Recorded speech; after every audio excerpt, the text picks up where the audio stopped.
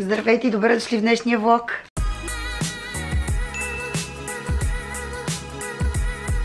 Ако се чудите защо изглеждам така, санцук, гримирана, веднага ще се обясня. Имам обяснение. Пристигнаха супер много неща, които съм си поръчала от Black Friday в Fashion Days.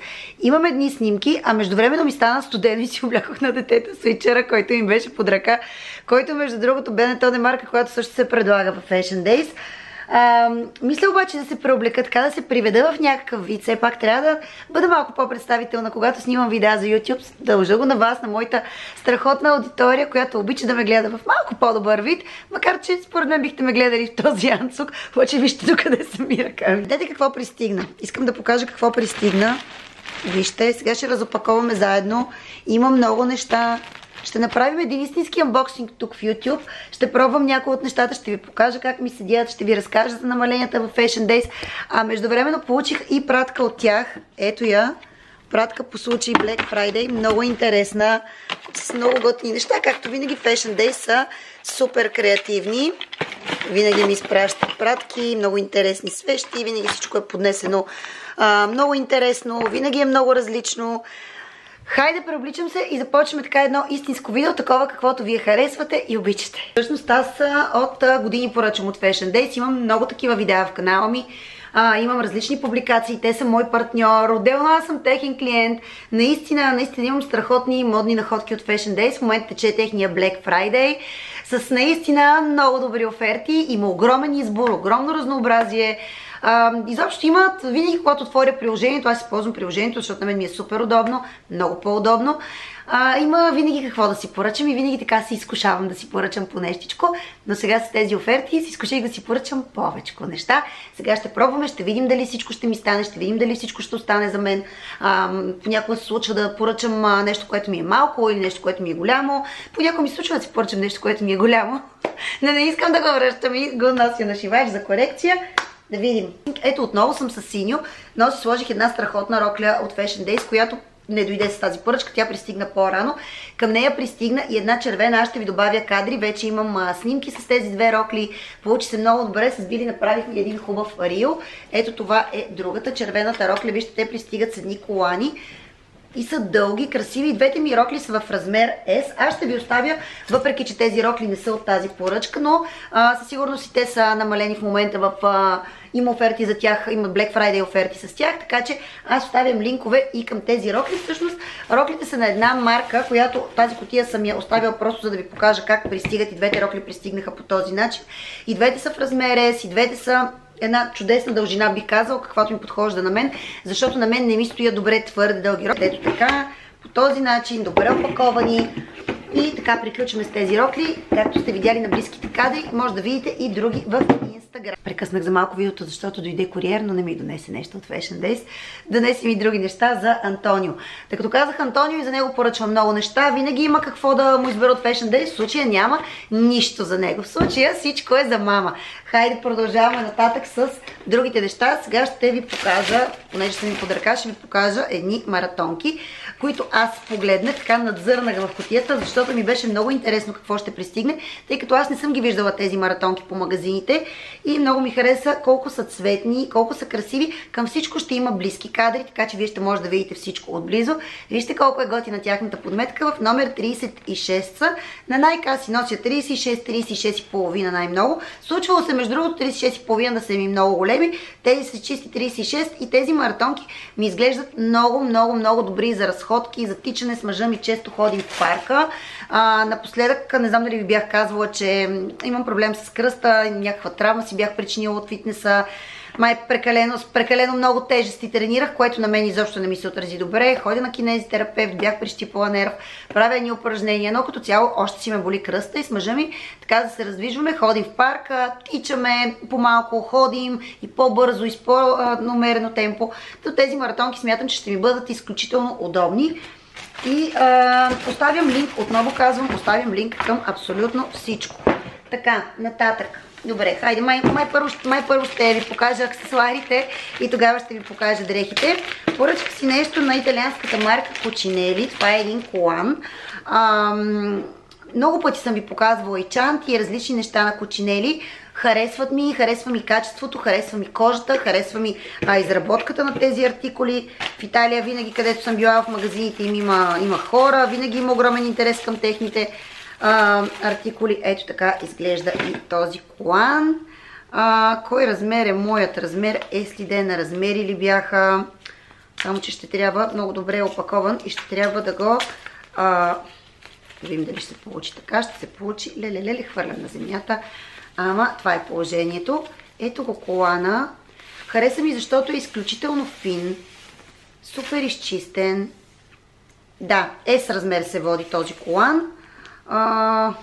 Добре.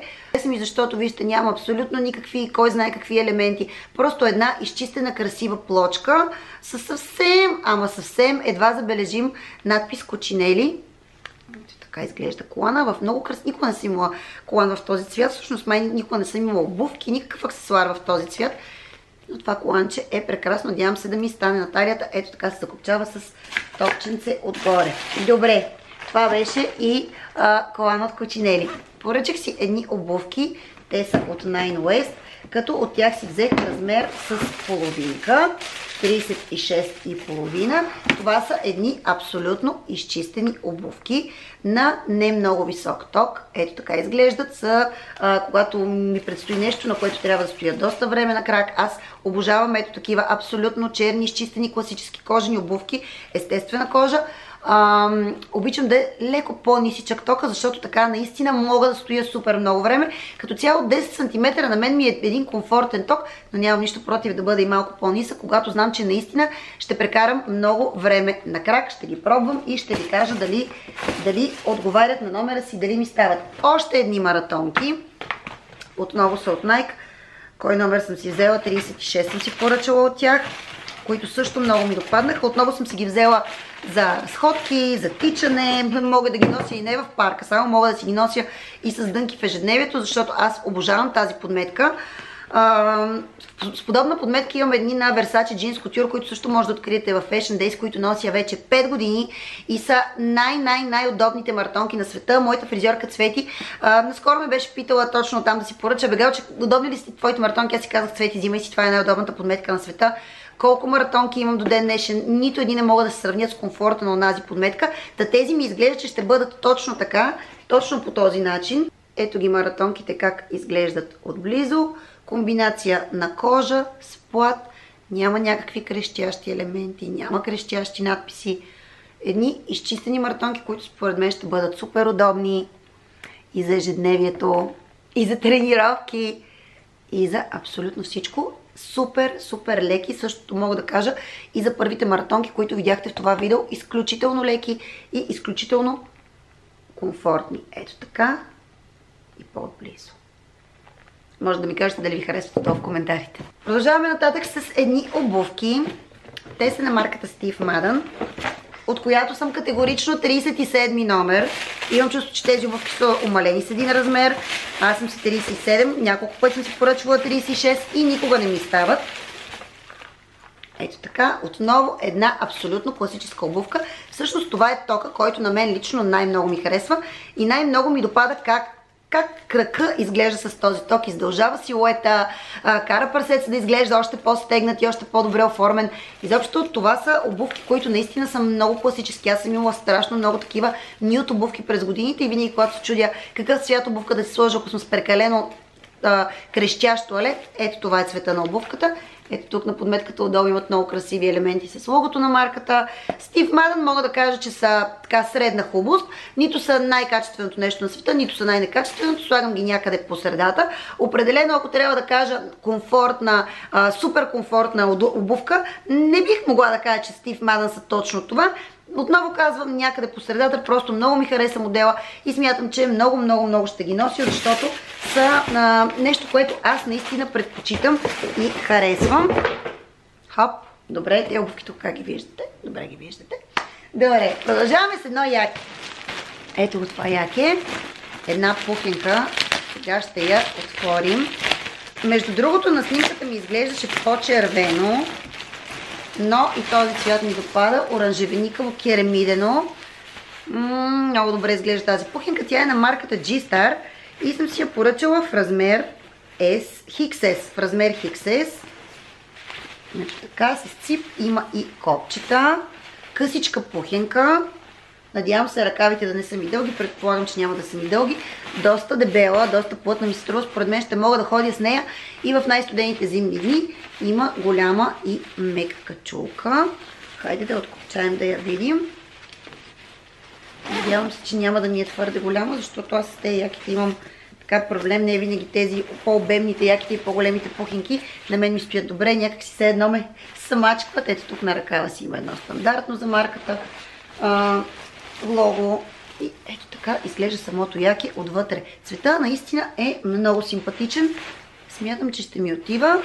Ще видите на близките кадри. Около мен започва да се заформя обичайния лек хаос, който се заформя винаги, когато снимам подобен тип видео, но пък знам, че на вас са ви много интересни.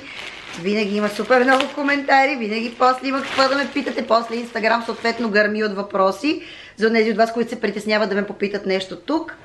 Добре, една шапка. Шапката отново е на кочинели. Махаме ето това. О, много е красива! Това детелче ми изглеждаше много миниатюрно, всъщност нито е голямо, нито е малко, перфектно е така, че да не е твърде натрапчиво. Ето и отвътре шапката, това е една филцова шапка, мисля, че имаше голям процент вълна в нея. О, много добре ми стои. Харесва ми, когато тези шапки, винаги когато имам опция да си взема по-голям размер от такъв тип шапка, си взимам по-голям, за да не ми смачква косата, да не се отпечатва грима ми върху лентата. Ето в случай абсолютно нищо не остава. Тази шапка сега ще ви кажа, че е в размер М. Всъщност тази шапка от 100% вълна. Да, знаех си аз, че имаше голям процент вълна, но не бях видяла, че е 100% вълна. Така че това е една невероятно качествена класическа шапка, чийто модел ще бъде актуален абсолютно винаги. Обожавам през есента и през зимата да ходя с такива шапки. Може да се носи и малко по-надолу, може да се носи и по този начин. Въпрос на предпочитание. Аз може би как предпочитам, има един етикет, който не съм махнала. Може би ето така. И това винаги е спасението, ако косата ви не е с добра форма или не е чиста, пък не ви е сега в момента, в който да си измиете и нямате време. Слагате една такава шапка и сте абсолютно готови. Успях ли да се разроша? Добре съм. Хайде нататък. Леле, и сега... Ау, има едно много хубаво яки. Сетих се. Това яки даже изобщо не беше скъпо, искам да ви кажа. Беше, разкъсах плика. Беше май на Котън или беше Котън, турска марка ли бяха? Я да видим сега, спомня ли изобщо? Да, Котън, мисля, че са една турска марка. Много ми хареса якито, много е симпатично, много интересно. То е цялото с едни камъчета, но много интересни камъчета с звездички. Ще ви прикача близки кадри, но погледнете колко готино блести. Якито ми е в размер S. Мисля, че имаше XS, беше свършил ли. Не си спомням как беше тая работа. Може и да няма XS, не знам. Но много ми хареса черно дънково яке. Цялото и отзад, и отпред, и по яката, и по ръкавите. Абсолютно навсякъде това яке е с камъчета, звездички и с един по-изчистен туалет. Аз си го представям, например, с една бяла риза отдолу и, например, с едни сини дънки. Би стояло супер. И знаете ли какво бих му сложила на това яке? Бих му сложила... Къде са ми? Би го носила дори с ето тези маратонки на Nike. Да, даже с бяла тениска. Я да видим имам ли бяла тениска. Имам бяла тениска. Ето. Я да видим. О, да. Тази бяла тениска е от Мотиви. Познавам Мотиви от много години. Аз съм ви разказвала. Няма да се повтарям. Да видим сега тази бяла тениска. В размер S. Тя е по-широка. Така. Вижте ръкава и... И тук има един, на джобчето има един ето такъв елемент, който е целия с пришити маниста. Харесвам този тип деколтета, нито са твърде отворени, нито са твърде събрани. Ето така изглежда тениската, много хубав, много мек памук, има и еластичност, но този елемент с джобчето, с пришитите маниста е много красив. Супер, много съм доволна, тениската ще ми е супер, вижте тя е широка, не от тези вталените тениски. Отдавна не си поръчвам и не си купувам и не нося. Какво е това? Това е една пола, която си взех. Да, това е една поличка, отново от Котън, която отново има един блясък, който обаче не знам дали може да забележите. В 36 размер, исках 34, но нямаше. И така като и гледам талията, съм почти сигурна, че ще ми е голяма в талията.